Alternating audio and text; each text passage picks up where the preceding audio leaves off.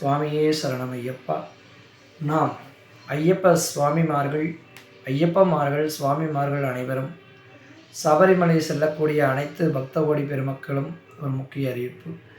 நாம் ஒரு மண்டல காலம் அந்த மணிகண்டனுக்காக ஆண்டுக்கு ஒரு முறை விரதம் இருந்து நாம் சன்னிதானம் சென்று பகவானை தரிசனம் செய்து நெய்யபிஷேகம் செய்யப்பட்டு மீண்டும் வீடு திரும்பி வந்து நம் வாழ்க்கையில்தானே பல அற்புதங்களை அனுபவித்து நம் கூடவே இருந்து வழிநடத்தி கொண்டிருக்கிறார் நமது மணிகண்டன் ஐயப்ப சுவாமி.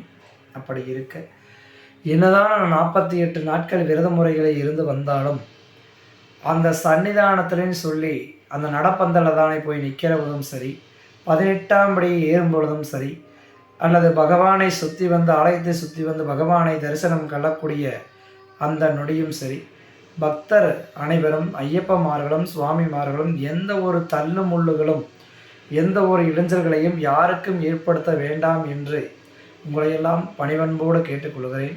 ஏனென்றால் நாம் இருக்கக்கூடிய விரதம் பிரம்மச்சரிய விரதம்.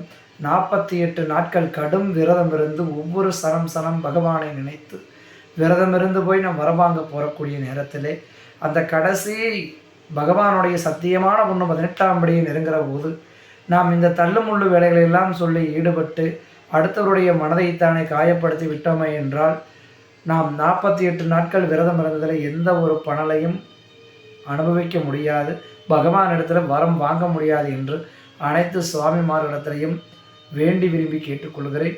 என்னதான் நம்ம அடித்து முடித்து தள்ளுமுள்ளு பண்ணி போய் 18 படிகளை ஏறி பகவானை தரிசனம் பண்ணினாலும் பகவான் நம்மளை பார்க்க மாட்டார் என்று உங்களுக்கெல்லாம் இந்த நேரத்தில் தெரிவித்துக் கொள்கிறேன்.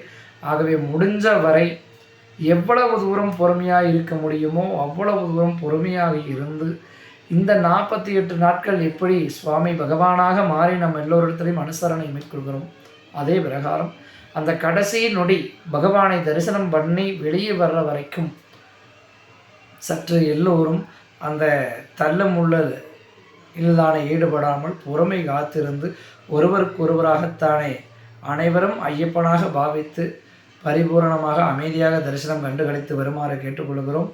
இன்னொரு விஷயம் என்று என்ன சொல்லி கேட்டால், நான் பலமுறை போயிருப்போதும் என்னுடைய அனுபவத்தில் நான் பார்த்ததை உங்களிடத்தில் சொல்லுகிறேன்.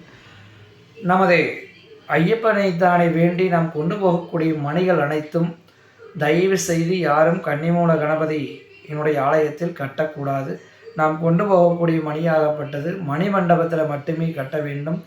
அந்த ஐயப்பனுடைய மணிமண்டபத்தில் கட்டக்கூடிய மணி யார் கட்டுகிறீர்களோ அவர்கள் பரிபூர்ணமாக ஐயப்பனிடத்தில் பிரார்த்தனை செய்துவிட்டு அதை எடுத்து வர பெரியவர் இருந்தால் எடுத்து வரலாம், இல்லை என்றால் விட்டுவிடலாம். அப்படி மணி கட்டக்கூடிய இடத்திலே ஒருவர் எக்ஸாம்பிளுக்கு ஒருவர் போய் மணி கட்டுறாருன்னா அவர் போய் கட்டுறக்குள்ளேயே பின்னாடி 10 பேர் அடித்து பிடிச்சி தள்ளிட்டு ஒடியாந்து வந்து அவை கட்டுறக்குள்ளேயே அந்த மணியை அடித்து கூச்சல் போட்டு அத்து அது ஒன்றுக்கும் இல்லாமல் போயிடுது. அது மட்டும் இல்லாமல் இந்த கூச்சல் சத்தம் போட்டு ஒருவரை தாக்கக்கூடிய நிலைமையெல்லாம் நடந்து கொண்டிருக்கிறது. கடந்த ஆவணி மாதம் தரிசனத்துக்கு நான் சென்றபோது பார்த்திருக்கிறேன். பல பக்தர்கள் இந்த மாதிரி வேலையில் ஈடுபட்டு பாவங்களை சேர்த்தி கொண்டிருக்கிறார்கள்.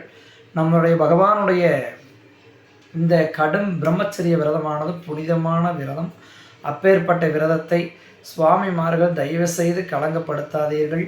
ஐயப்பமார்கள் அனைவரும் பணிவன்போடு பொறுமை காத்திருந்து பொறுமையாக தரிசனத்தை கண்டு கிடைக்குமாறு கேட்டுக்கொள்கிறோம். நன்றி, வணக்கம். சுவாமியே சரணம் ஐயப்பா.